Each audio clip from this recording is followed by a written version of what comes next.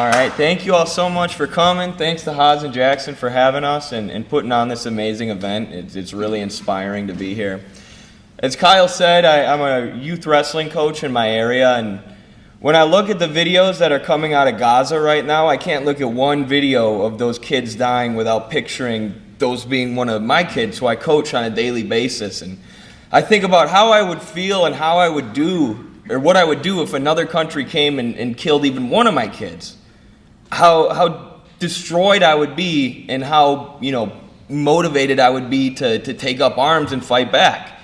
So how can I condemn people who have lost 13,000 children now for taking up arms against the people who are slaughtering babies?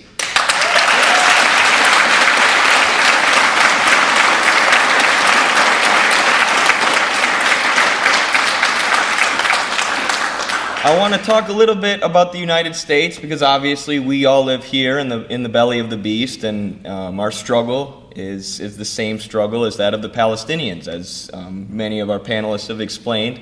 The Zionist entity is a neo-colonial entity. It's an arm of U.S. imperialism, so we're fighting the same beast.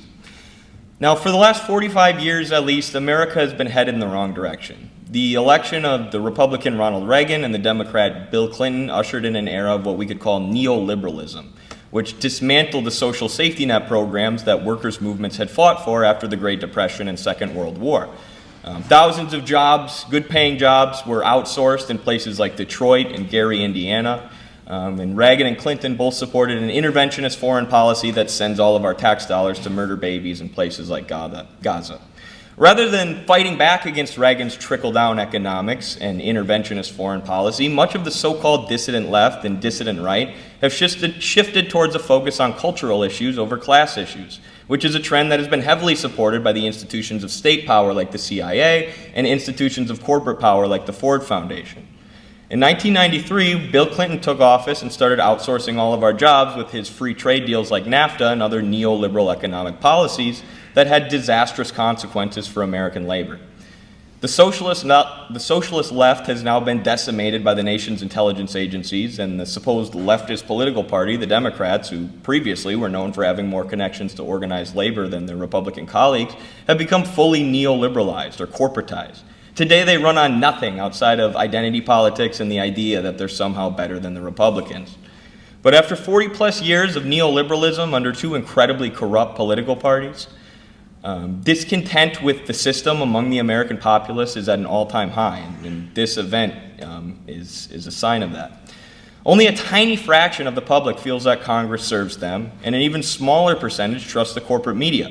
Meanwhile, 80% of our people here are living paycheck to paycheck, and all of our tax money is being funneled into a proxy war in Ukraine and a genocide in Gaza. And as a result, there's never been a better time for the American working class to organize itself again.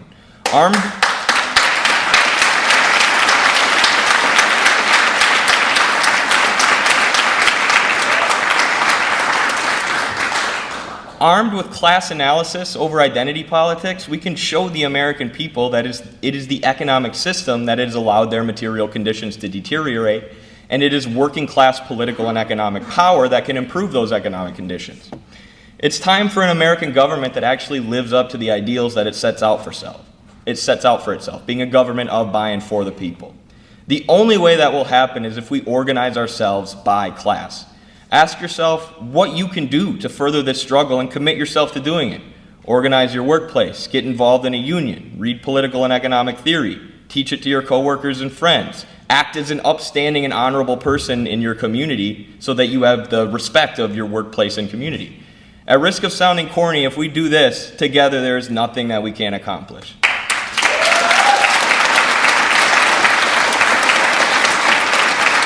And that is exactly why our institute is entering into this alliance with the likes of Haas and Hinkle, and it's exactly why we're here today.